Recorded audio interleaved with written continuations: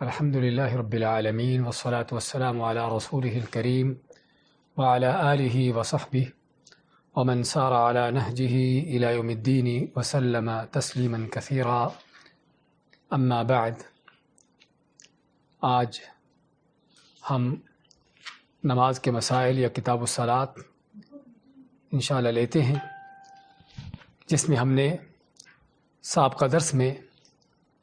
آذان کے مسائل اور فضائل کا بیان کیا تھا.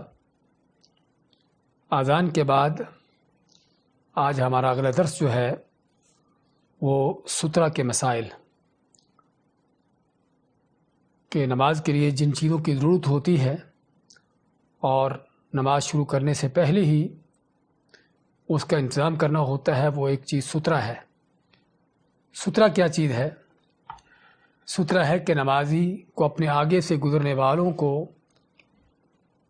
روکنے کے لیے یا ان کے خلل سے بچنے کے لیے اپنے سامنے کوئی ایسی چیز رکھنا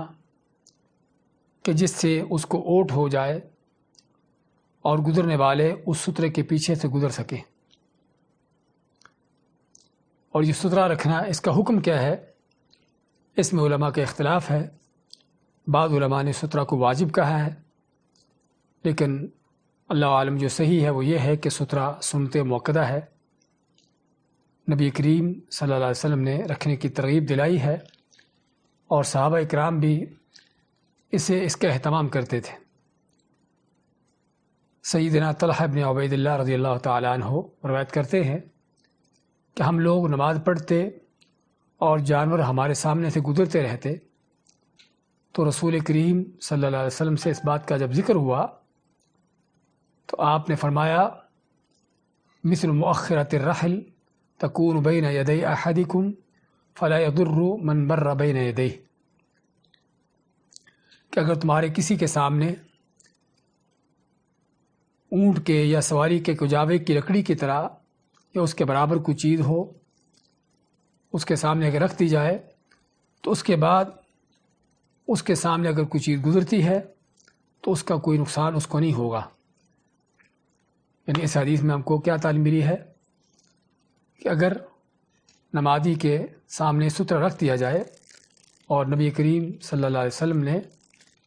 اس حدیث میں سترے کی کیفیت بیان کی کہ وہ کیا ہے،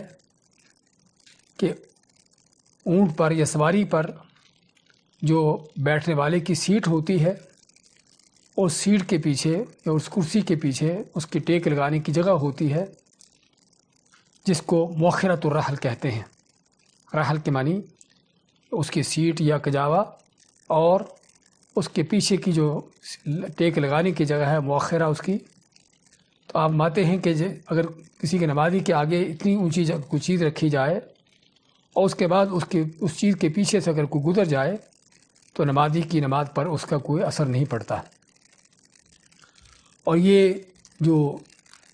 سواری پر رکھی جانے والی سیٹ ہے، سواری سے مراد اونٹ یا اس طرح کی چیز پر، اس کا جو مؤخرہ ہے، اس کا جو پیچھے والی ٹیک لگانے کی جگہ ہے، اس کے بارے میں علماء کا کہنا ہے کہ وہ بازو کے 2/3 حصہ کے قریب، یعنی ایک بازو جو ہے، ایک بازو کی جو اس کی لمبائی ہے تقریباً 40 سینٹی میٹر ہے، تو اس کے 2/3 حصے کے مطلب یعنی کہ تقریباً 40 سینٹی میٹر یا 42 سینٹی میٹر کے قریب، یعنی اتنی اونچی اگر کسی کے سامنے کوئی چیز پڑی ہو اور اس چیز کے پیچھے سے اگر کوئی گزرنے والا گزر جائے تو گزرنے والے کو بھی اجازت ہے اور نمازی کی نماز پر بھی اس کا کوئی اثر نہیں پڑتا. اور اس کا معنی یہ ہوا کہ اگر کوئی آدمی سترہ نہیں رکھتا اور پھر اس کے سامنے اس کے آگے سے کوئی گزرتا ہے تو بعض اوقات تو ہم جس طرح پڑھیں گے کہ اس کی نماز ہی ٹوٹ جائے گی، اور اگر یہ نہیں تو کم از کم اس کی نماز میں خلل پیدا ہوتا ہے. اور اسی لیے سترے کا اہتمام کرنے کی اس کی تعلیم دی گئی، اس کی ترغیب دلائی گئی. اس میں کوئی بھی چیز ہو سکتی ہے، چاہے جس طرح حدیث میں آیا ہے کہ اونٹ وغیرہ کی اوپر رکھے جانے والی جو سواری کے اوپر رکھنے جانے والی جو سیٹ ہے اس کے مؤخرہ کے اس کے پیچھے والے ٹیک کے برابر ہو، جو تقریباً 40-42 سینٹی میٹر کے برابر ہوتی ہے، اونچی ہوتی ہے، یا کوئی اور چیز ہو، دیوار ہو، کوئی ستون ہو، کوئی بھی ایسی چیز ہو، اس کے پیچھے نماز پڑھنا اس کی ترغیب دلائی گئی ہے۔ اس لیے صحابہ کرام کے بارے میں آتا ہے کہ جب وہ نماز سے فارغ ہوتے تو نماز کے بعد فارغ ہونے کے بعد سنتے ادا کرنے کے لیے وہ ستونوں کو ڈھونڈتے اور ستونوں کے پیچھے سنتے ادا کرتے۔ مسئلہ نمبر 53 میں نمازی کے آگے سے گزرنے کی وعید۔ یہ سترہ رکھنے کا حکم اسی لیے دیا گیا ہے تاکہ نمازی کی نماز میں خلل پیدا نہ ہو، تو چنانچہ اسی لیے نمازی کے آگے سے گزرنے والے کو بھی سخت وعید کی گئی اور سخت گناہ کی اس کو سزا سنائی گئی۔ اسی کے بارے میں سیدنا ابو جہم رضی اللہ تعالیٰ عنہ کہتے ہیں کہ رسول کریم صلی اللہ علیہ وسلم نے فرمایا، لو يعلم المار بين يدي المصلي ماذا عليه من الإثم لكان أن يقف 40 خيرا له من أن يمر بين يديه۔ اگر نمازی کے آگے سے گزرنے والے کو پتہ چل جائے کہ اس کا نمازی کے آگے سے گزرنے کا کتنا بڑا گناہ ہے تو چاہے اس کو 40 ٹھہرنا پڑے۔ اب 40 کیا ہے؟ وہ 40 دن ہیں یا 40 سال ہیں یا 40 مہینے ہیں، اس کا حدیث میں ذکر نہیں، لیکن 40 کا ذکر، کہ اس کا معنی کہ اگر اس کو 40 تک بھی رکنا پڑے تب بھی وہ جو ہے 40 یعنی کہ 40 دن کم سے کم دن ہو سکتے ہیں، تو 40 دن بھی اگر رک جائے تب بھی وہ اتنا رکنا تو برداشت کر لے لیکن نمازی کے آگے سے نہ گزرے۔ مسئلہ نمبر 54 میں سترہ اور نمازی کے درمیان سے گزرنے والے کو نماز کے دوران ہی ہاتھ سے روک دینا چاہیے۔ اگر کسی نے سترہ رکھا ہے اور سترہ رکھ کے نماز پڑھ رہا ہے اور وہ اس کے سامنے کو گزرنا چاہتا ہے، یعنی سترے اور نمازی کے درمیان سے گزرنا چاہتا ہے، تو نمازی کو چاہیے کہ اس کو اپنے ہاتھ سے روکے۔ اس میں سیدنا ابو سعید الخدری رضی اللہ تعالیٰ عنہ کی حدیث ہے، اور اس حدیث کا واقعہ یہ ہے کہ ابو سعید الخدری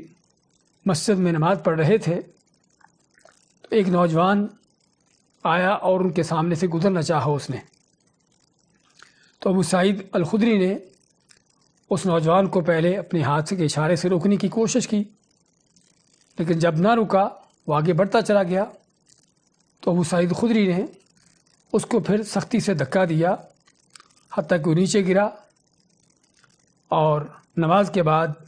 مدینہ کے جو اس وقت کے گورنر تھے مروان بن الحکم، اس کے پاس جا کے اس نے شکایت لگی کہ اس طرح میں ابو سعید خدری نے میرے ساتھ اس طرح سے کیا ہے۔ تو مروان ابو سعید سے پوچھتے ہیں کہ کیا وجہ ہے کہ تم نے اس طرح اس کو دھکا دیا؟ اس پر ابو سعید خدری فرماتے ہیں کہ میں نے رسول کریم علیہ السلام کو فرماتے ہوئے سنا، اذا صلی احدکم الی شیء یسترہ من الناس، کہ جب تم میں سے کوئی نماز پڑھے ایسے سترہ کی طرف کہ جو سترہ اس کو لوگوں سے چھپاتا ہو یا اس کو لوگوں سے ڈال کرتا ہو،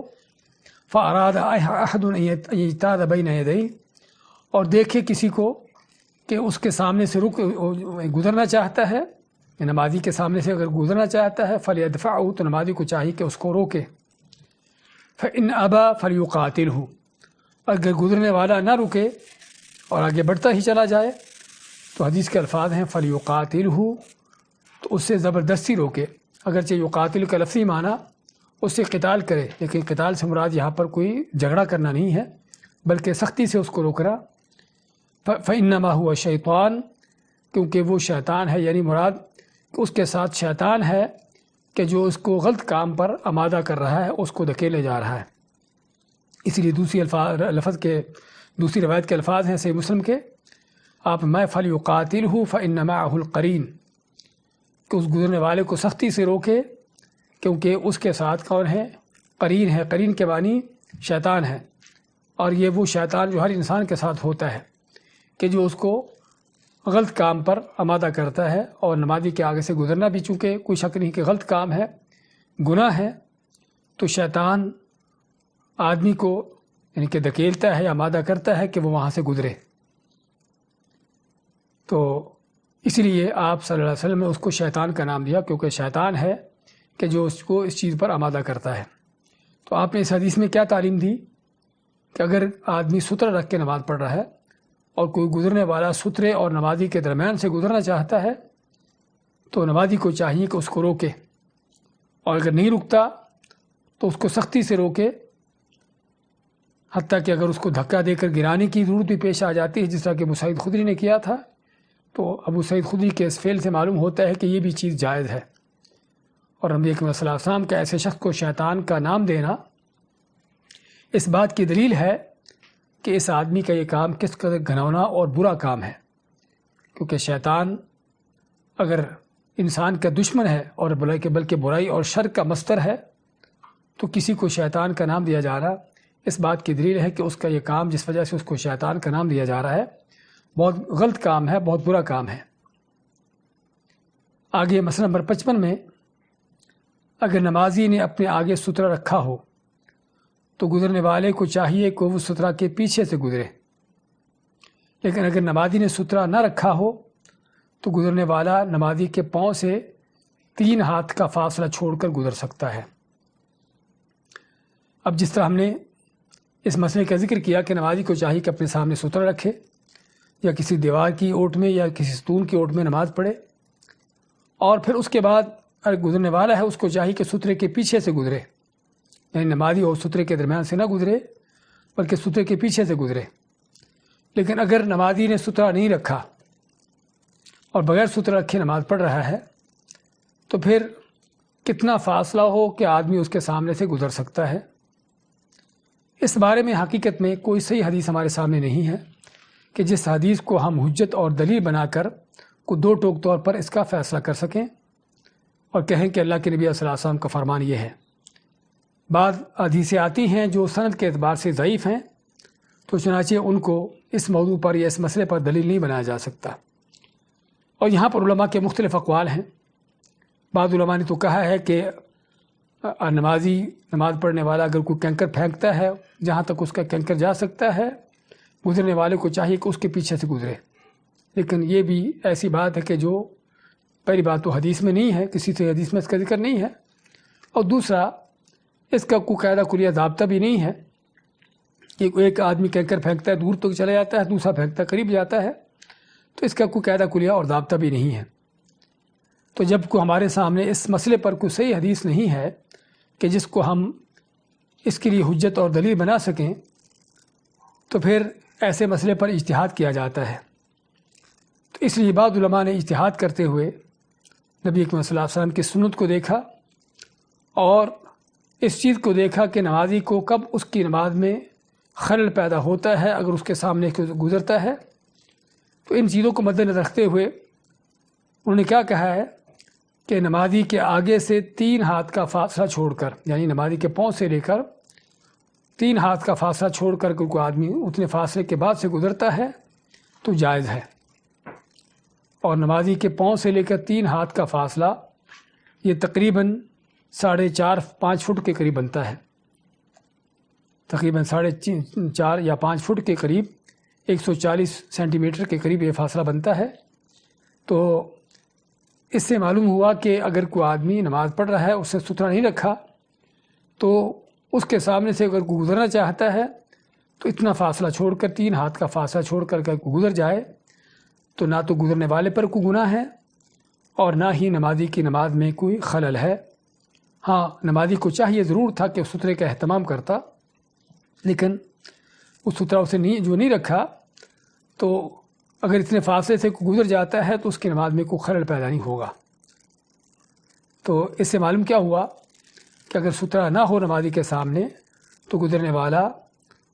یعنی کہ ہم دوسرے الفاظ میں یہ کہیں گے کہ جس صف میں نمازی نماز پڑھ رہا ہے اس صف کو چھوڑ کر تھوڑا آگے سے گزر سکتا ہے، اور ایگزیکٹ طور پر جو علماء نے ذکر کیا ہے وہ نمازی کے پاؤں سے لے کر 3 ہاتھ کا فاصلہ۔ اب کو کہنے والا پوچھے کہ یہ 3 ہاتھ کا فاصلہ جو بعض علماء نے مقرر کیا ہے اس کی کیا دلیل ہے؟ اس کے بارے میں صحیح بخاری کی حدیث ہے کہ نبی کریم صلی اللہ علیہ وسلم خانہ کعبہ میں داخل ہوئے اور آپ نے خانہ کعبہ میں داخل ہو کر خانہ کعبہ کی دیوار سے 3 ہاتھ کا فاصلہ چھوڑ کر نماز پڑھی۔ خانہ کعبہ میں داخل ہوئے، حضرت بلال آپ کے ساتھ تھے، تو ان سے پوچھا گیا حضرت بلال سے کہ آپ نے کہاں پر کھڑے ہو کے نماز پڑھی؟ تو انہوں نے بتایا کہ اس طرح سے فلاں جگہ پر، اور اس جگہ کو دیکھا گیا تو خانہ کعبہ کی دیوار سے لے کر تقریباً 3 ہاتھ کا فاصلہ تھا کہ جہاں پر آپ نے کھڑے ہو کر نماز پڑھی۔ اس سے علماء نے اخذ کیا ہے کہ اگر آدمی گزرنے والا 3 ہاتھ کا فاصلہ چھوڑ کر نمازی کے آگے سے گزر جاتا ہے تو اس کے لیے جائز ہے۔ ایک تو اس دلیل کے اعتبار سے، اور دوسرا عقل کے اعتبار سے بھی، کہ نمازی کی نماز میں خلل اس وقت پیدا ہوتا ہے جب اس کے پاس سے کوئی گزرتا ہے، بالکل اس کے سامنے سے، اس کے قریب ہو کر۔ لیکن اگر اس فاصلہ چھوڑ کر کوئی دور سے گزر رہا ہے تو عموماً نمازی کی نماز میں اس وقت کوئی خلل پیدا نہیں ہونا چاہیے۔ اب یہ تو ہے سترہ اگر رکھا ہے تو پھر سترے کے پیچھے سے گزرے، اور اگر کوئی درمیان سے گزرنا چاہے تو اس کو روکے، اور نہیں رکھا تو گزرنے والے کو اجازت ہے کہ 3 ہاتھ کا فاصلہ چھوڑ کر گزر سکتا ہے۔ اور ہم نے ذکر کیا تھا کہ بعض ایسے بھی حالات ہیں کہ جس میں نمازی کے سامنے اگر وہ چیز گزر جاتی ہے تو نمازی کی نماز باطل ہو جاتی ہے، اس کی نماز ٹوٹ جاتی ہے۔ اس کے بارے میں سیدنا ابو ہریرہ رضی اللہ تعالیٰ عنہ کی حدیث ہے، فرماتے ہیں کہ رسول کریم صلی اللہ علیہ وسلم نے فرمایا یقطع الصلاة المرأة والحمار والکلب ویقی ذلک مثل مؤخرۃ الرحل، کہ 3 چیزیں ہیں جس سے نماز ٹوٹتی ہے، عورت ہے، گدھا ہے اور کتا ہے۔ اور آپ فرماتے ہیں کہ اس سے بچاؤ کے لیے لکڑی جیسی، کجاوے کی لکڑی جیسی کوئی چیز رکھی ہو تو اس سے نمازی کی نماز محفوظ ہو جاتی ہے اور نہیں ٹوٹے گی۔ یعنی اس کے پیچھے سے، سترے کے پیچھے سے اگر کوئی گزر جائے تو اس کی نماز نہیں ٹوٹے گی۔ تو یہاں پر نبی اکرم صلی اللہ علیہ وسلم 3 چیزوں کا ذکر کیا، اس میں عورت کا ذکر ہے اور گدھے اور کتے کا ذکر ہے۔ اگرچہ حضرت عائشہ رضی اللہ تعالیٰ کے بارے میں آتا ہے کہ انہوں نے اس حدیث کا انکار کیا کہ تم کیسے ہمیں گدھوں کتوں کے ساتھ ملا رہے ہو، لیکن یہ نبی کریم صلی اللہ علیہ وسلم کا فرمان ہے، اور علماء نے اس کی توجیہ کی ہے کہ کیا وجہ ہے کہ ان 3 چیزوں کا ذکر آیا کہ جس سے نماز انسان کی، آدمی کی ٹوٹ جاتی ہے، کیونکہ یہ وہ 3 چیزیں ہیں کہ جو آدمی کے اوپر یعنی گہرے انداز سے اثر انداز ہو سکتی ہیں۔ عورت کے حوالے سے کہ ممکن ہے کہ اس کے سامنے سے گزرتی ہے تو اس کے آدمی کو کسی فتنے کا شکار کر دے، اور گدھا ہینگ کر یا اس طرح بعض اوقات اپنی ٹانگ وغیرہ مار کر نمازی کو خوفزدہ کر سکتا ہے، اور کتا بھی بھونکنے سے یا گزرنے سے نمازی خوفزدہ ہو سکتا ہے۔ تو اس لیے آپ نے 3 چیزوں کا ذکر کیا کہ اگر نمازی کے آگے سے گزر جائیں تو نماز ٹوٹ جاتی ہے، اور ٹوٹنے کا معنی کہ نمازی کو چاہیے کہ اپنی نماز جہاں تک اس نے پڑھی تھی اس کو ختم کرے، اور اب دوبارہ پھر سے نماز کو یعنی کہ شروع کرے۔ اور مجھے یاد ہے میں ایک دفعہ شیخ حسین رحمۃ اللہ علیہ کے ساتھ تھا بیت اللہ میں، حرم میں، تو ہم نے عمرے کا طواف کیا۔ طواف کرنے کے بعد ہم 2 رکعتیں پڑھنے کے لیے کھڑے ہوئے، طواف کے جو 2 نفل ہوتے ہیں، تو شیخ صاحب نے ابھی طواف کے 2 نفل شروع کیے ہی تھے، تو جس طرح کہ آپ دیکھتے ہیں حرم میں لوگوں کا آنا جانا، نمازیوں کے سامنے گزرنا، اور یہ چیزیں عام ہوتی ہیں، تو ان کے سامنے سے ایک عورت گزری تو انہوں نے وہیں پر اپنی نماز کو ختم کیا اور پھر سے دوبارہ شروع کی۔ یعنی اس بات کی دلیل ہے کہ واقعی ہی نماز ٹوٹ جاتی ہے اور آدمی کو نماز دوبارہ شروع کرنا چاہیے۔ ہم آگے چل کے بیان کریں گے کہ یہ حکم جو ہے سترے کا ہر جگہ پر ہے۔ تو یہاں پر عورت کا ذکر آیا ہے، لیکن بعض احادیث میں عورت کا ذکر کے ساتھ آپ فرماتے ہیں المرأۃ الحائض، کہ ایسی عورت جو بالغ عورت ہو۔ یعنی اس سے مراد کیا ہے کہ اگر چھوٹی بچی ہے تو چھوٹی بچی کے نمازی کے آگے سے گزرنے سے کوئی فرق نہیں پڑتا۔ اور اس میں مسند امام احمد کی و ابن ماجہ کی ایک حدیث ہے کہ نبی کریم صلی اللہ علیہ وسلم نماز پڑھ رہے تھے تو ایک بچی ام سلمہ رضی اللہ تعالیٰ عنہ کی بچی تھی، تو آپ کے سامنے سے گزری، آپ نے اس کو روکنے کی کوشش کی لیکن وہ روکنے کے باوجود بھی گزر گئی۔ تو آپ سے جب پوچھا گیا تو آپ فرمایا کہ ہن اغلب، یعنی دیکھنے والوں نے دیکھا کہ آپ کے سامنے سے بچی گزری ہے تو آپ کی نماز کا حکم کیا رہا ہے؟ تو آپ فرمایا کہ کوئی بات نہیں، ہن اغلب کہ یہ بڑی زوردار ہیں، یعنی اس کو روکنے کی کوشش کی ہے لیکن نہیں رکی۔ اور ویسے بھی چھوٹے بچے عام طور پر اس طرح کے معاملات میں کنٹرول نہیں ہوتے، تو اس لیے اسلام کے احکامات بچوں کے حوالے سے ان چیزوں میں مختلف ہوتے ہیں۔ تو بات کر رہے تھے اس حدیث میں جس کا ذکر ہے وہ بالغہ عورت ہے کہ جس کے گزرنے سے یا اگر گدھا یا کتا گزرتا ہے تو نماز چھوٹ جاتی ہے، اور اسی لیے سترے کا حکم دیا گیا اور ستر رکھنے کا اہتمام کرنے کی ترغیب دلائی گئی۔ مسئلہ نمبر 57 میں امام اپنے آگے ستر رکھ لے تو مقتدیوں کو ستر رکھنے کی ضرورت نہیں رہتی۔ امام اپنے آگے ستر رکھ لے اور مقتدی اس کے پیچھے صفحے بنا کے کھڑے ہیں تو مقتدیوں کو الگ سے اپنے سامنے ستر رکھنے کی ضرورت نہیں رہتی۔ اس کے بارے میں سیدنا عبداللہ بن عمر فرماتے ہیں کان رسول اللہ صلی اللہ علیہ وسلم اذا خرج یوم العید کہ آپ جب عید کے دن نکلتے عید کی نماز کے لیے امر بالحربۃ فتوضع بین یدیہ فیصلی الیہا والناس وراءہ کہ آپ ایک نیزہ لے کے جاتے یا آپ کے ساتھ نیزہ لے کے جایا جاتا، اور جب آپ نماز پڑھنا شروع کرتے تو نیزہ آپ کے سامنے گاڑ دیا جاتا سترے کے طور پر، اور لوگ آپ کے پیچھے کھڑے ہوتے، وکان یفعل ذلک فی السفر، اور آپ سفر میں بھی ایسا ہی کرتے، یعنی کہ مسجد نبی میں ہوتے ہوئے تو چونکہ مسجد نبی کی دیوار ہوتی یا محراب ہوتا سامنے سترے کے طور پر، لیکن عیدگاہ میں چونکہ کوئی چار دیواری نہ تھی، کھلے میدان میں تھی، اور سفر میں بھی ایسے ہوتا تو آپ کے سامنے جو ہے وہ نیزہ گاڑ دیا جاتا، تو آپ نیزے کو سترا بناتے ہوئے اس کے پیچھے نماز پڑھتے، اور آپ کے پیچھے جو صفحے بنی ہوتی ان کو الگ سے سترا رکھنے کی ضرورت نہ ہوتی اور نہ وہ سترا رکھتے تھے۔ تو اس سے معلوم ہوا کہ مقتدی جو ہے امام کے پیچھے کھڑے ہونے والا اس کو سترا رکھنے کی ضرورت نہیں ہے، اور نہ ہی بلکہ اس کے لیے سترا رکھنا سنت ہے، اگرچہ وہ امام کے پیچھے ہے یا اس کی نماز مکمل بھی ہو جاتی ہے تب بھی۔ بعض لوگوں کو دیکھا جاتا ہے کہ جب کوئی اس کی نماز یعنی کہ امام کے پیچھے وہ نماز پڑھ رہا تھا اور ابھی اس کی 1 یا 2 رکعتیں رہ گئی ہیں جن کو امام کے پیچھے پڑھنے کے بعد امام کے سلام کے بعد مکمل کر رہا ہے، تو بعض لوگ کیا کرتے ہیں کہ ان کے سامنے سترا رکھ دیتے ہیں۔ ایسا کرنے کی ضرورت نہیں ہے، الا یہ کہ اگر ایسی کیفیت ہو کہ لوگوں کو اس کے سامنے سے گزرنے کی ضرورت ہو۔ اگر لوگوں کو اس نمازی کے سامنے سے گزرنے کی ضرورت ہے، ہاں تو پھر ہے کہ ہم کہہ سکتے ہیں کہ ایسے نمازی کے سامنے سترا رکھ دیا جائے تاکہ لوگ اس کے سامنے سے گزر جائیں۔ لیکن اگر وہ ایسی جگہ پر نماز پڑھ رہا ہے کہ جہاں سے لوگوں کو گزرنے کی ضرورت نہیں ہے اور اس کی 1 یا 2 رکعتیں باقی رہ گئی ہیں امام کے بعد، تو اس کو الگ سے اس کے سامنے سترا رکھنے کی ضرورت نہیں ہے، اور نہ ہی ایسا کام سنت سے ثابت ہے۔ تو یہ سے سترے کے حوالے سے چند مسائل۔ اس میں مزید یہ بھی ہے کہ جب ہم نے امام کی بات کی تو امام نمازیوں کا مقتدیوں کا سترا خود امام ہوتا ہے، امام کا سترا ہی مقتدیوں کے لیے بھی سترا ہوتا ہے، ان کو الگ سے رکھنے کی ضرورت نہیں۔ اور اس میں یہ بھی ملتا ہے کہ اگر کوئی آدمی امام کے پیچھے جو صف بنی ہے اس صف کے آگے سے گزر جاتا ہے تو یہ بھی جائز ہے۔ اسی کے بارے میں صحیح بخاری مسلم کی حدیث ابن عباس کی کہ فرماتے ہیں کہ رسول کریم صلی اللہ علیہ وسلم مکہ میں نماز پڑھ رہے تھے کھلے میدان میں، تو وہ آتے ہیں اور صف کے کچھ حصہ کے سامنے سے گزرتے ہیں اور پھر صف میں جا کے ملتے ہیں، اور نبی کریم صلی اللہ علیہ وسلم یا صحابہ کرام نے ان کو اس چیز سے روکا نہیں، جو اس بات کی دلیل ہے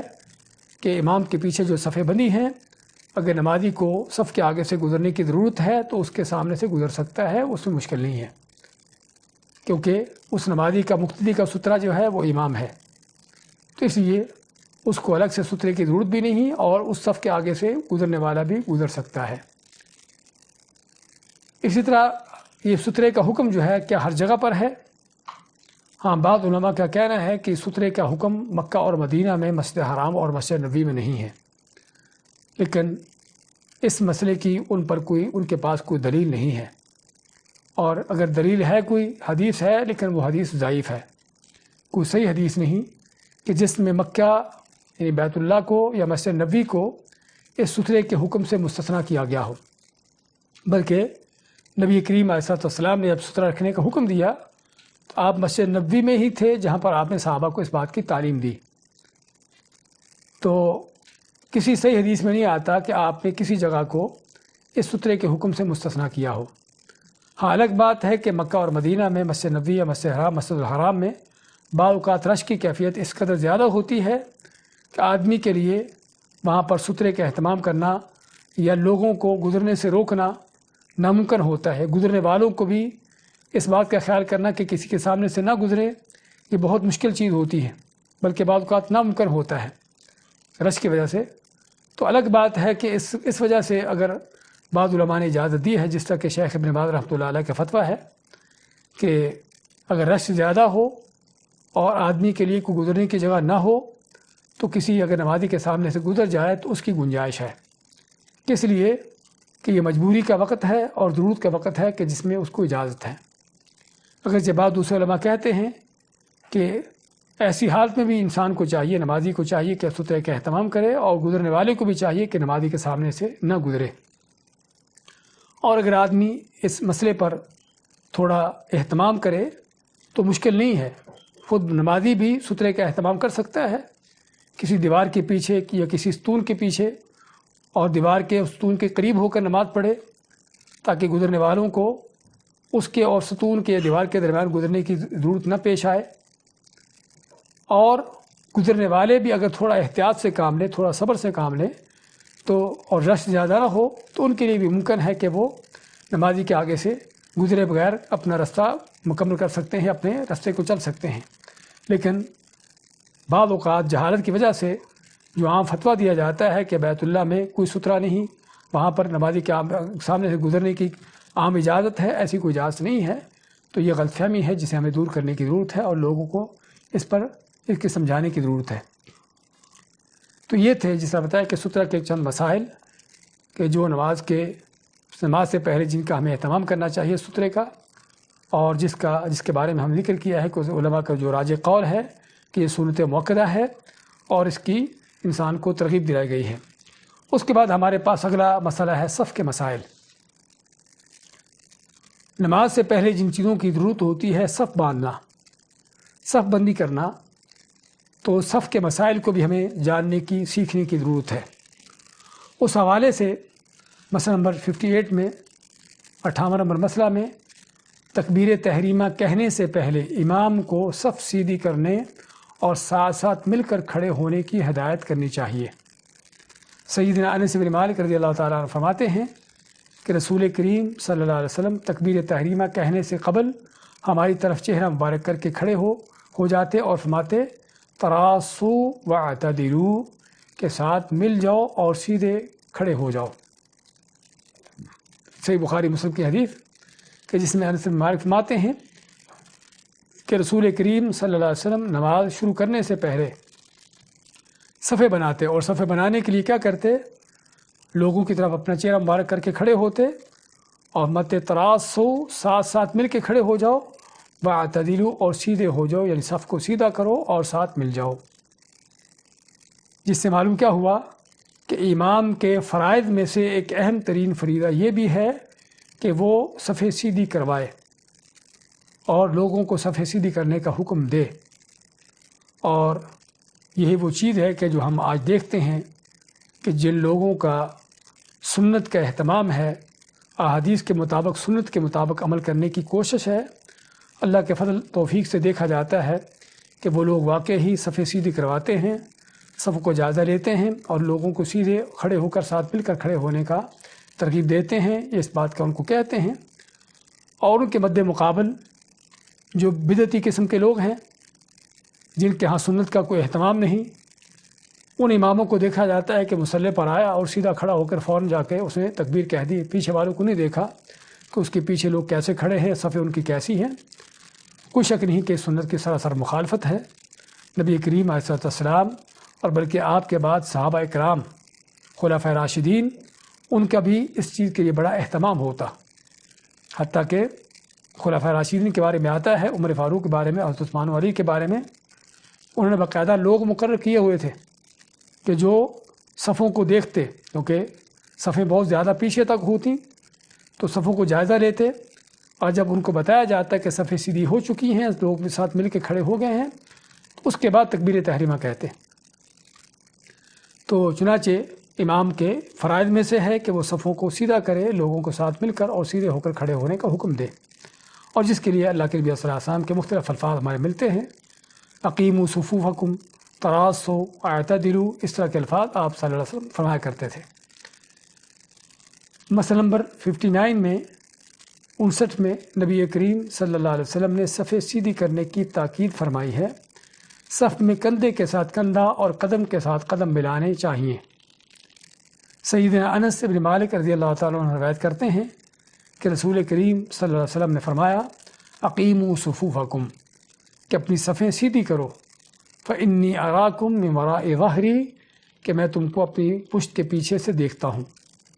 यानी नबी करीम सल्लल्लाहु अलैहि वसल्लम के मोजज़ात में से था कि आप जिस तरह अपने सामने वाले लोगों को देखते हैं, ऐसे ही अपने पीछे वाले लोगों को भी आप देखा करते। तो आप सफ़ों को सीधा करने का हुक्म देते और लोगों को साथ कहते कि मैं जिस तरह तुम खड़े होते हो, जो तुम नमाज में कर रहे, मैं तुमको देख रहा होता हूँ, क्योंकि अल्लाह ने आपको मोजज़ा दिया था कि आप पीछे वालों को भी इस तरह देखते थे जिस तरह आगे वालों को देखते थे। और अनस बिन मालिक फरमाते हैं, इस हदीस के रावी, वकाना अहदुना युल्ज़िक़ु मनकिबहु बिसाहिबिही, वकाना अहदुना युल्ज़िक़ु मनकिबहु बिमनकिबि साहिबिही, कि हम जब नमाज के लिए खड़े होते तो हर नमाजी अपना कंधा दूसरे नमाजी के कंधे के साथ मिला के खड़ा होता। वक़दमहु बिक़दमिही, और अपना कदम जो है, अपना पाँव दूसरे नमाजी के पाँव के साथ मिला के खड़ा होता। सही बुखारी की हदीस हमको इस बात की तालीम देती है कि सहाबा इकराम नबी करीम अलैहि सल्लम के साथ पीछे कैसे खड़े होते, कंधे के साथ कंधा और पाँव के साथ पाँव मिलाकर खड़े होते। और आपने इसी चीज़ की तरगीब देते हुए फरमाया, ला तख्तलिफू फ़तख्तलिफ़ क़ुलूबुकुम, कि लोगों सफ़ों में इख्तिलाफ़ न करो, आगे पीछे खड़े ना हो, बराबर खड़े हो और साथ मिल के खड़े हो,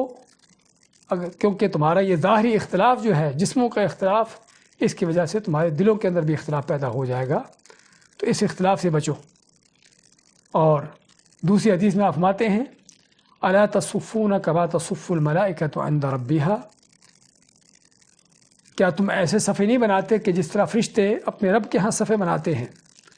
तो आपसे पूछा गया कि फ़रिश्ते कैसे सफ़े बनाते हैं। तो आप मैं कि युतिम्मून सफ़ अल-अव्वल सुम्मा यतरास्सौन फ़िस्सफ़, कि फ़रिश्ते जब अल्लाह के यहाँ खड़े होते हैं तो अगली सफ़ों को मुकम्मल करते हैं और फिर साथ मिल के एक दूसरे के साथ मिल के खड़े होते हैं। और ये सुनन निसाई की सही हदीस है। इस तरह मुस्नद अहमद की हदीस है जिसमें आप फरमाते हैं कि दरमियान में अपने फासले न छोड़ो, यानी नमाजी अपने दरमियान में फासले न छोड़े, क्योंकि मैं देखता हूँ कि शैतान बकरी के छोटे बच्चों की तरह उन जगहों पर आके खड़ा होता है कि जो तुमने आपस में दरमियान में छोड़ी होती हैं। यानी एक नमाजी और दूसरे नमाजी के दरमियान जो जगह होती है, शैतान वहाँ पर आके खड़ा होता है। और वहाँ पर शैतान का खड़ा होने का मकसद क्या है? नमाजी की नमाज को ख़राब करना, उसको इधर उधर की याद और फ़िक्र दिलाना, उसको यादें दिलाना कि जिससे आदमी अगर खड़ा तो सफ़ में होता है लेकिन उसको कुछ पता नहीं कि मैं क्या पढ़ रहा हूँ, मैं क्या कर रहा हूँ। और ये शैतान का काम है। जैसा कि आप दूसरी हदीस में मानते हैं कि जब आज़ान होती है तो शैतान मस्जिद से भाग जाता है, और जब इक़ामत होती है तो फिर से मस्जिद में आ जाता है, इसलिए कि ताकि लोगों के साथ नमाज में खड़ा होकर उनकी नमाज को ख़राब करे। और खड़ा कहाँ होता है? वो खड़ा होता है इस जगह पर कि जो हमारे कई लोग उसके लिए, शैतान के लिए जगह छोड़ते हैं। एक नमाजी और दूसरे नमाजी के दरमियान जो फासला देते हैं, हाँ, ये शैतान के लिए जगह छोड़ी गई होती है, जहाँ पर शैतान खड़ा होकर फिर अपना काम करता है और नमाज़ें बर्बाद करता है। तो इसलिए सहाबा किराम ने आप सल्लल्लाहु अलैहि वसल्लम की तालीम के मुताबिक एक दूसरे के साथ मिल के खड़े होते, पाँव के साथ पाँव और कंधे के साथ कंधा मिला होता। और जबकि देखा जाता है कि आजकल बाज़ जाहिल लोगों का हाल कि अगर उनके साथ पाँव मिलाने की कोशिश की जाए तो और दूर हट जाते हैं। और सिर्फ़ उनकी जहालत नहीं बल्कि इसके पीछे पता ये चलता है कि उनके गुमराहकुन किस्म के मुल्लाओं की गलत तालीम है कि जिस वजह से इस सुन्नत की इस अंदाज से ढटाई के साथ मुखालफत करते हैं कि जिसकी आप बहुत ताकीद करते साथ मिल के खड़े होने की। 60 नंबर मसला में इसी नमाज के सफ़ों के हवाले से कि आप सफ़े सीधी किए बगैर नमाज, आप नमाज के सफ़े की सीधी किए बगैर नमाज मुकम्मल नहीं होती। उसमें सैयदना अनस बिन मालिक की हदीस है कि रसूल सल्लल्लाहु अलैहि वसल्लम ने फरमाया, सव्वू सुफूफकुम, कि अपनी सफ़ों को सीधा करो। फ़इन्न तस्वियत सुफूफ़ मिन इक़ामतिस्सलाह, کیونکہ صفوں کا سیدھا کرنا نماز کے اقامت میں سے ہے، یعنی نماز کی درستگی اس کے مکمل ہونے کی دلیل ہے کہ صفیں سیدھی ہوں۔ اور اس کا مفہوم کیا ہوا کہ صفوں کو سیدھا نہ کرنا، اس سے نماز نامکمل ہے، اس کا اجر پورا نہیں ہے، اور ممکن ہے کہ بعض اوقات نماز میں بہت بڑا خلل پیدا ہو۔ مثلا 61 میں یہ تو تھا صف کے حوالے سے، صف کو بنانا، صف کو سیدھا کرنا۔ اب صف میں کھڑے ہونے کے حوالے سے کون لوگ کہاں پر کھڑے ہوں، اس میں بھی نبی کریم صلی اللہ علیہ وسلم کی تعلیمات ہیں۔ آپ کا فرمان ہے کہ دین کا علم رکھنے والے اور سمجھدار لوگ امام کے پیچھے پہلی صف میں کھڑے ہونے چاہیے۔ اب میں کہ دین کا علم رکھنے والے اور سمجھدار لوگ، ان کو چاہیے کہ پہلی صف میں امام کے پیچھے کھڑے ہوں۔ اور اس کے بارے میں ابن مسعود کی حدیث ہے، نبی کریم صلی اللہ علیہ وسلم کا فرمان، لِيَلِيَنِي مِنْكُمْ أُولُو الْأَحْلَامِ وَالنُّهَىٰ ثُمَّ الَّذِينَ يَلُونَهُمْ ثَلَاثًا، کہ میرے پیچھے تم میں سے وہ لوگ کھڑے ہوں کہ جو سمجھدار عقل مند لوگ ہیں، اور اس کے بعد اس کے پیچھے دوسرے لوگ۔ آپ نے 3 دفعہ یہ فرمایا، یعنی اسی طرح علم اور اپنی مرتبے کے لحاظ سے لوگ، یعنی کہ پہلے آگے، پھر اس کے بعد پیچھے، پھر اس کے بعد پیچھے، اس انداز سے کھڑے ہوں۔ تو یہ نبی کریم صلی اللہ علیہ وسلم کی تعلیم ہے کہ امام کے قریب، امام کے پیچھے کس طرح کے لوگوں کو کھڑا ہونا چاہیے، کہ جو سمجھدار ہوں، عقل مند ہوں، اہل علم ہوں، ان کو چاہیے کہ وہاں پر کھڑے ہوں۔ لیکن کیا اس حدیث کا معنی یہ ہے کہ اگر پہلی صف میں امام کے پیچھے کوئی عام آدمی کہ جس کے پاس کوئی علم نہیں ہے، تو کیا اگر وہ بیٹھا ہے تو اس کو اٹھا دیا جائے، اس کو پیچھے کیا جائے؟ ہاں، اس کا معنی یہ نہیں ہے۔ اس کا معنی ایک طرف تو نبی کریم صلی اللہ علیہ وسلم نے ترغیب دلائی ہے ایسے لوگوں کو جو اہل علم ہیں یا عقل مند اور اچھی عقل سوچ رکھنے والے ہیں، ان کو ترغیب دلائی ہے کہ وہ مسجد میں جلدی پہنچیں اور امام کے پیچھے کھڑے ہونے کی کوشش کریں، بغیر کسی کو وہاں سے ہٹائے، بغیر کسی کو وہاں سے روکے۔ یہ معنی یہ نہیں کہ وہاں سے لوگ جو کھڑے ہیں ان کو روک کر، ان کو ہٹا کر خود کھڑے ہو۔ ایسا کرنا زیادتی ہے، ظلم ہے، اور اللہ کے ہاں گناہ ہے۔ لیکن یہ ہے کہ آدمی جلدی پہنچے مسجد میں اور کوشش ہو کہ امام کے پیچھے کھڑا ہو۔ یہاں پر سوال یہ ہے کہ ایسے لوگوں کو امام کے پیچھے کھڑے ہونے کی ترغیب کیوں دی گئی، اس کا حکم کیوں دیا گیا؟ اس کی وجہ کیا ہے کہ امام بعض اوقات غلطی کر سکتا ہے، نماز میں بھول سکتا ہے، تلاوت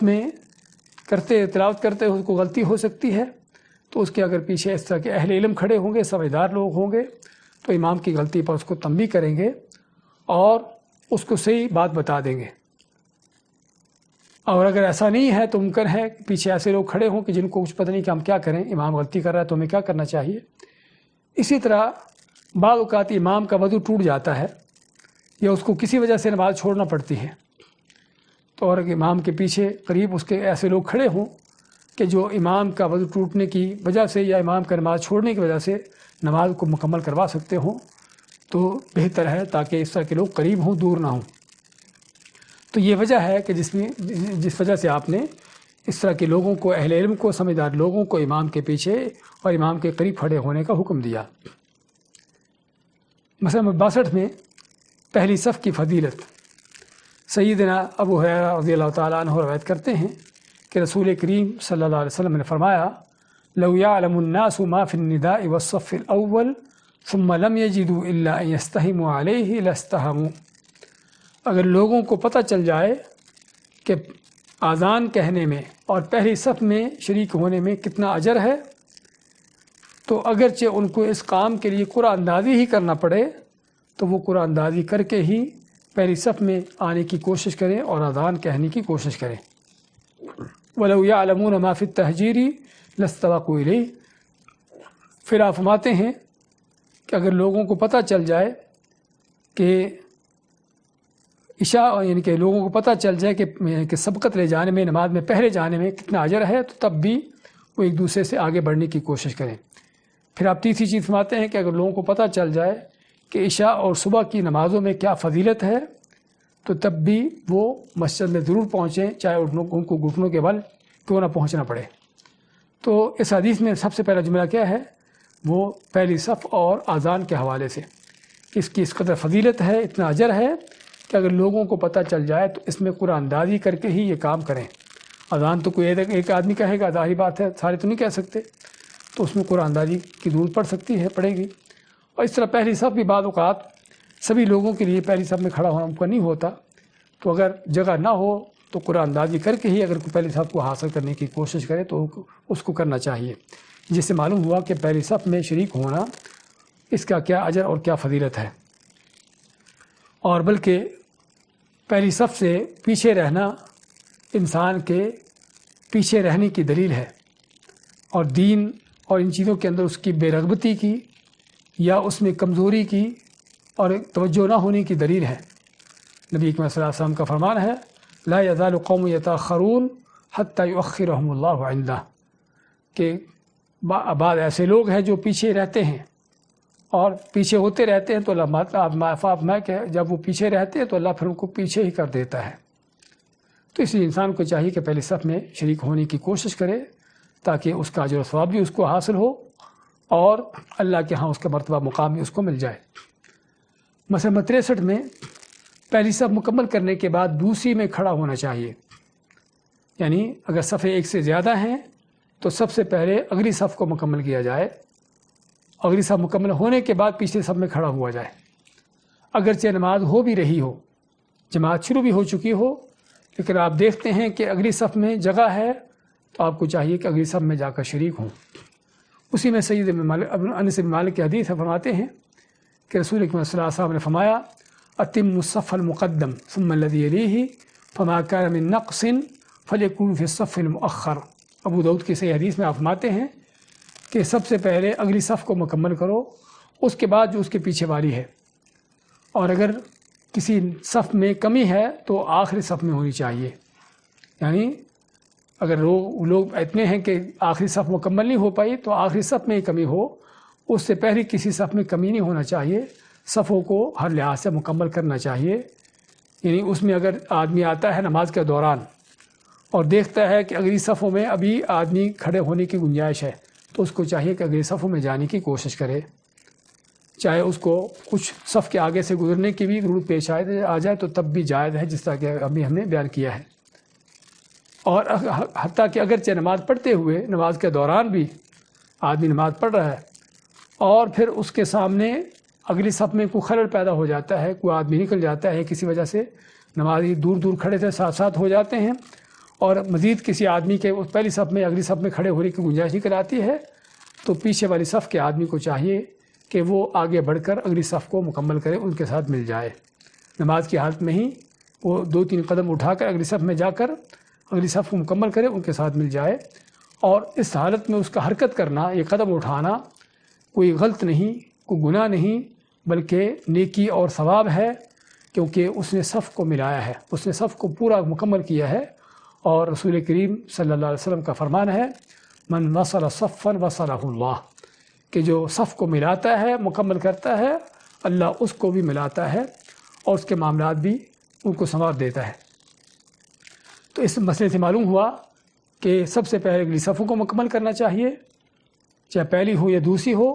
اور اگر کوئی صف میں کسی صف میں کمی ہے تو آخری صف میں ہونی چاہیے۔ مسئلہ نمبر 64 میں 64 میں اگر پہلی صف میں جگہ ہو تو پچھلی صف میں اکیلے آدمی کی نماز نہیں ہوتی۔ ہاں دیکھیے، یہ بڑا اہم مسئلہ ہے کہ اگر پہلی صف میں جگہ ہو، پہلی صف مراد یعنی جو صفیں بن چکی ہیں ان صفوں میں کھڑے ہونے کی جگہ موجود ہے، اور پھر بھی کوئی آدمی پیچھے اکیلا کھڑا ہو جاتا ہے، اکیلا کھڑا ہو کے نماز پڑھتا ہے، تو اس کی نماز نہیں ہوتی۔ دلیل کیا ہے؟ اس کی دلیل ابو داؤد ترمذی کی صحیح حدیث ہے، جسے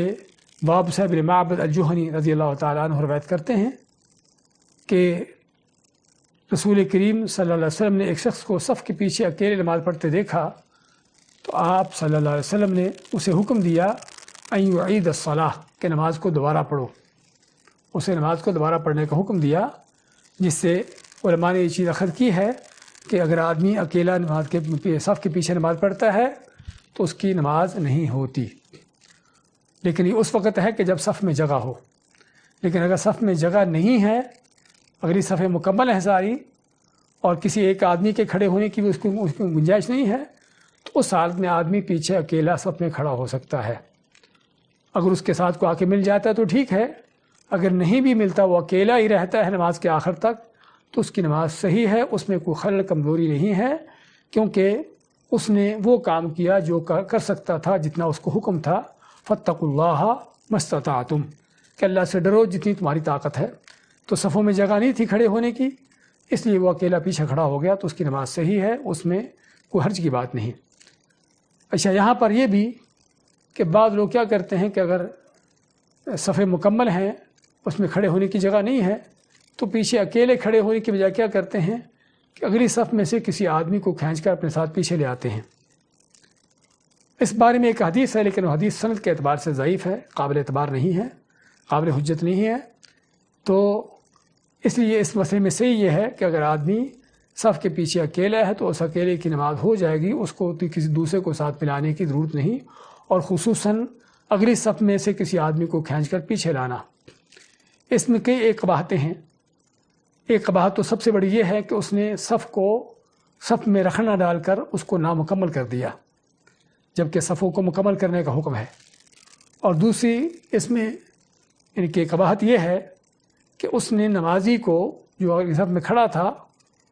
اس کو ان کے ڈسٹرب کیا، اس کو بے چین کیا، کیونکہ اگر آدمی کو اس کو کھینچ کر پیچھے لے جائے گا تو تبھی سی بات ہے کہ وہ آدمی نماز پڑھنے والا، اس کی توجہ ہٹے گی اور خشوع و خضوع اس کا متاثر ہوگا۔ اور تیسری چیز کہ اس نے صف میں رکھنا بھی پیدا کر دیا نمازی کو، یعنی کہ اس کو ڈسٹرب بھی کر دیا، اس کو بے چین بھی کر دیا، اور تیسرا اس کو افضل جگہ سے، جو مفضول جگہ ہے افضل نہیں، اس کی طرف لے آیا۔ یعنی ظاہر بات جتنی صف آگے ہوگی اتنی ہی جگہ اس کے لیے افضل ہوگی۔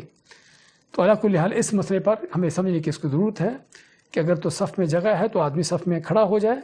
اگر صف میں جگہ نہیں ہے تو آدمی پیچھے اکیلا بھی کھڑا ہو کر نماز پڑھ سکتا ہے، اور اس کو اپنے ساتھ کھڑا کرنے کے لیے کسی آدمی کو آگے سے کھینچنے کی لانے کی ضرورت نہیں ہے۔ مسئلہ نمبر 65 میں ستونوں کے درمیان صف بنانا ناپسندیدہ ہے۔ ستونوں کے درمیان صف بنانے سے اس چیز سے روکا گیا ہے۔ اس کے بارے میں سیدنا معاویہ بن قرہ اپنے باپ سے روایت کرتے ہیں کہ ہمیں عہد رسالت میں، یعنی رسول اکرم صلی اللہ علیہ وسلم کے زمانے میں، ستونوں کے درمیان صف بنانے سے روکا جاتا تھا اور وہاں سے ہٹا دیا جاتا تھا۔ مسجد میں بعض اوقات تو ایسی مسجدیں آج کل بن رہی ہیں کہ جس میں کوئی ستون کی ضرورت نہیں ہوتی، ایک ہی چھت ہے پوری اور اس کے بغیر اس کے لیے کوئی ستون نہیں ہوتا، اور لیکن اکثر و بیشتر مسجدوں کے اندر ستون ہوتے ہیں۔ تو ستونوں کے درمیان صف بنانا اس سے منع کیا گیا ہے، اور اس سے انسان کو بچنا چاہیے۔ اور وجہ کیا ہے ستونوں کے درمیان صف بنانے سے روکنے کی؟ کیونکہ ستونوں کے درمیان جو صف ہے وہ نامکمل ہے، وہ نمازی آپس میں کٹے ہوئے ہیں۔ جب ستون درمیان میں آ جائے گا تو ایک نمازی دوسرے نمازی کے ساتھ مل کر کھڑا نہیں ہوگا، صف یہاں سے کٹی ہوئی ہے۔ اور یہاں سے ہمیں اندازہ ہوتا ہے کہ اگر ستون کے آ جانے سے صف کٹ جاتی ہے اور پھر اسے روکا جاتا ہے کہ ستونوں کے درمیان کھڑے نہ ہو، تو چہ جائے کہ آدمی بغیر ستون کے ہی خلل پیدا کر کے اپنے درمیان میں خالی جگہ چھوڑ کر کھڑا ہو، تو کوئی شک نہیں کہ بالکل نماز کے مقاصد کے ایک منافی چیز ہے۔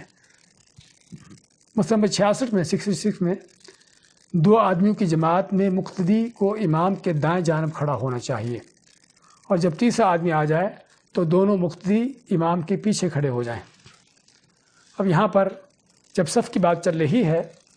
تو صف میں یہ بھی ہے کہ اگر تو امام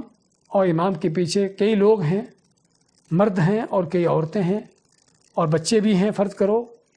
تو پھر یہ ہونا چاہیے جس طرح اگلے مسئلے میں آ رہا ہے کہ امام آگے کھڑا ہو، پیچھے مرد ہوں، پیچھے بچے اور اس کے پیچھے عورتیں ہوں۔ لیکن اگر امام کے ساتھ ایک ہی مرد ہے، ایک ہی آدمی ہے، تو اس کو چاہیے کہ امام کے ساتھ اس کے برابر کھڑا ہو جائے۔ اور برابر کھڑا ہونے کے ہم اس پر تنبیہ کر رہے ہیں کہ بعض لوگ کیا کرتے ہیں کہ امام کے ساتھ جو آدمی کھڑا ہوتا ہے وہ تھوڑا سا امام سے پیچھے ہو جاتا ہے، یعنی اس کے چند انچی، یعنی کہ آدھا قدم یا 1 قدم کے قریب امام کے پیچھے کھڑا ہوتا ہے۔ امام تھوڑا آگے ہوتا ہے اور تھوڑا پیچھے ہو جاتا ہے۔ ایسا کرنا سنت کے خلاف ہے۔ اگر کوئی آدمی امام کے ساتھ کھڑا ہوگا تو امام کے برابر کھڑا ہوگا، اس کے پاؤں کے ساتھ پاؤں ملا کر، جس طرح کہ جابر بن عبداللہ کی حدیث ہے، فرماتے ہیں کہ رسول کریم صلی اللہ علیہ وسلم کے پاس میں آیا تو آپ نماز پڑھ رہے تھے، تو کہتے کہ میں وضو کیا میں نے اور آپ کے بائیں جانب کھڑا ہو گیا، یعنی لیفٹ کی طرف۔ تو آپ نے کیا کیا؟ فرماتے ہیں کہ مجھے میرے ہاتھ سے پکڑا اور مجھے پیچھے سے پھیرا کر جو ہے دائیں جانب کھڑا کر دیا۔ اس سے معلوم ہوا کہ امام کے ساتھ جو مقتدی کھڑا ہوگا اکیلا، وہ امام کے دائیں طرف کھڑا ہوگا۔ فرماتے ہیں جابر کہ اس کے بعد ایک دوسرے صحابی جس کا نام جبار بن صخر ہے کہتے وہ آئے، تو وہ آ کے رسول اکرم صلی اللہ علیہ وسلم کے بائیں جانب کھڑے ہو گئے۔ اب دائیں جانب جابر ہیں اور دوسری بائیں جانب جبار بن صخر ہے۔ تو جب یہ دونوں آپ کے ساتھ ہو گئے تو آپ نے کیا کیا، دونوں کو ہاتھ سے پیچھے کر دیا کہ دونوں پیچھے صف بنا لیں۔ اس سے معلوم ہوا کہ اگر امام کے ساتھ ایک سے زیادہ آدمی ہیں تو وہ پیچھے صف بنائیں گے، اور اگر امام کے ساتھ ایک ہی شخص ہے، ایک ہی آدمی ہے، مرد ہے، تو امام کے ساتھ کھڑا ہوگا اور دائیں طرف کھڑا ہوگا۔ مسئلہ 67 میں اگر مرد، بچے اور عورتیں ہوں، یعنی تینوں ہی ہیں، مرد بھی ہیں، بچے بھی ہیں، عورتیں بھی ہیں، تو امام کے پیچھے مرد، پھر بچے اور آخر میں عورتوں کی صف ہونی چاہیے۔ یعنی ایک سے زیادہ مرد ہیں اور بچے بھی ہیں اور عورتیں ہیں، پھر سنت یہ ہے کہ امام آگے ہو، اس کے پیچھے جو بالغ بڑی عمر کے مرد ہیں وہ کھڑے ہوں، اور ان کے پیچھے بچوں کی صف ہو، اور سب سے آخر میں عورتوں کی صف ہو۔ نیز یہ کہ ایک عورت تنہا صف میں کھڑی ہو سکتی ہے، یعنی ہم نے ذکر کیا پہلے کہ اگر اگلی صفوں میں جگہ ہے تو آدمی اگر پیچھے اکیلا نماز پڑھتا ہے تو اس کی نماز نہیں ہوتی، لیکن یہ حکم صرف مردوں کے حوالے سے ہے۔ عورت جو ہے اگر اکیلی بھی ہے تو اس کو مردوں کے ساتھ کھڑا نہیں ہونا، بلکہ مردوں کے پیچھے کھڑی ہوگی۔ اور یہاں پر اس بات کو سمجھنے کی ضرورت ہے کہ عورت چاہے کوئی بھی کیوں نہ ہو، ماں ہو، بیٹی ہو، بیوی ہو، بہن ہو، کوئی بھی کیوں نہ ہو، مرد کے ساتھ صف میں کھڑے ہونے کی اجازت نہیں ہے۔ اور اس کی دلیل کیا ہے؟ اس کی دلیل سید انس بن مالک کی حدیث ہے، فرماتے ہیں صلیت انا ویتیم فی بیتنا خلف النبی صلی اللہ علیہ وسلم و ام سلیم رضی اللہ عنہا خلفنا۔ کہتے ہیں انس کے نبی صلی اللہ علیہ وسلم ان کے گھر میں آئے اور آپ نے گھر میں آ کے ان کے ہاں نماز پڑھی جماعت کی شکل میں، تو کہتے ہیں حضرت انس کہ میں اور گھر میں ایک یتیم بچہ تھا، تو کہتے ہیں کہ ہم دونوں نبی صلی اللہ علیہ وسلم کے پیچھے کھڑے ہو گئے، اور انس کی والدہ جس کا نام ام سلیم ہے فرماتے ہیں کہ وہ ہمارے پیچھے کھڑی تھی، یعنی نبی صلی اللہ علیہ وسلم آگے امام کے طور پر ہیں، آپ کے پیچھے انس اور وہ یتیم بچہ ہے، اور ان دونوں کے پیچھے انس کی ماں ہے، ان کی والدہ ہے، جسے پتہ چلا کہ اگر کسی جگہ پر مرد ہو، بچے ہوں، یعنی بالغ بڑے مرد ہوں بڑی عمر کے، اور بچے اور عورتیں ہوں، تو ان کی صفوں کی ترتیب اس طرح سے ہے۔ اور یہ وہ چیز ہے جس کی آج کل ہمیں کافی ضرورت پیش آ رہی ہے لوگوں کو اس مسئلے کی، تو لوگوں کو یہ مسئلہ بتانا چاہیے کہ اگر امام کے ساتھ ایک مرد ہے تو اس کے دائیں طرف کھڑا ہو جائے گا، اگر دو یا دو سے زیادہ ہے ایک مرد تو اس کے پیچھے صف بنا لیں گے، اور عورت اگر ایک ہی ہے تو وہ ان مردوں کے پیچھے کھڑی ہو جائے گی، اور اگر ایک سے زیادہ عورتیں ہیں تو وہ سب سے پیچھے آخر میں مردوں کے پیچھے صف بنا کے کھڑی ہو جائیں گی۔ تو یہ ہے جو طریقہ ہے بچوں، یعنی مردوں، بچوں اور عورتوں کے حوالے سے۔ مسئلہ 68 میں 68 نمبر میں عورت مردوں کے ساتھ صف نہیں بنا سکتی، اور جو ہے کسی حالت میں بھی مردوں کے ساتھ صف میں کھڑی نہیں ہوگی۔ سیدنا عبداللہ بن عباس رضی اللہ تعالیٰ عنہ سے روایت ہے کہ میں نے نبی کریم صلی اللہ علیہ وسلم کے ساتھ نماز پڑھی تو عائشہ رضی اللہ تعالیٰ عنہ نے ہمارے پیچھے نماز ادا کی، جبکہ میں نبی کریم صلی اللہ علیہ وسلم کے پہلو میں کھڑا ہو کر آپ کے ساتھ نماز پڑھتا رہا۔ تو یہاں پر بھی کون ہیں؟ دو مرد ہیں اور ایک عورت ہے، نبی کریم صلی اللہ علیہ وسلم ہیں اور آپ کے ساتھ ابن عباس ہیں۔ تو فرماتے ہیں ابن عباس کہ میں آپ کے ساتھ کھڑا ہو گیا اور گھر میں حضرت عائشہ رضی اللہ تعالیٰ عنہ تھی تو وہ ہمارے پیچھے کھڑی ہو گئی۔ تو اس سے معلوم کیا ہوا کہ عورت چاہے اکیلی بھی کیوں نہ ہو اس کی نماز اکیلی کی ہو جائے گی، اور پھر دوسرا یہ بھی کہ عورت جو ہے مردوں کے ساتھ صف نہیں بنائے گی۔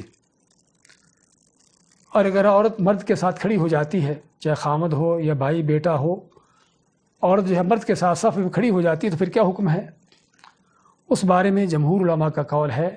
کہ عورت کا مردوں کے ساتھ صف میں کھڑے ہونا مکروہ چیز ہے، ایک ناپسندیدہ چیز ہے، غلط عمل ہے، لیکن اس سے نماز باطل نہیں ہوگی۔ جبکہ امام ابو حنیفہ رحمۃ اللہ علیہ ان کا فتویٰ ہے کہ اگر عورت مردوں کے ساتھ کھڑی ہو جاتی، چاہے مرد اس کا خاوند بھی کیوں نہ ہو، تو مرد کی نماز باطل ہو جائے گی، کہ مرد کی نماز یہاں پر باطل ہو جائے گی۔ تو اس لیے عورتوں کو کسی حال میں بھی مردوں کے ساتھ صف میں کھڑے ہونے کی اجازت نہیں ہے، چاہے وہ ماں ہو، بہن ہو، بیٹی، بیوی، کوئی کیسی بھی کیوں نہ ہو، تو عورت جو ہے وہ ہمیشہ مردوں کے پیچھے کھڑی ہوگی۔ تو یہ تھے چند جو صف کے حوالے سے مسائل تھے۔ اس کے بعد ہمارے پاس جماعت کے مسائل ہیں، اللہ کی توفیق سے انشاءاللہ اس کو اگلے درس میں لیں گے۔ تو اللہ تعالی ہم کو دین کی سمجھ عطا فرمائے اور کتاب و سنت کے مطابق دین کو سیکھ کر اس پر عمل پیرا ہونے کی توفیق دے۔ بارک اللہ فیکم وجزاکم اللہ خیر وصلی اللہ وسلم علی نبینا محمد۔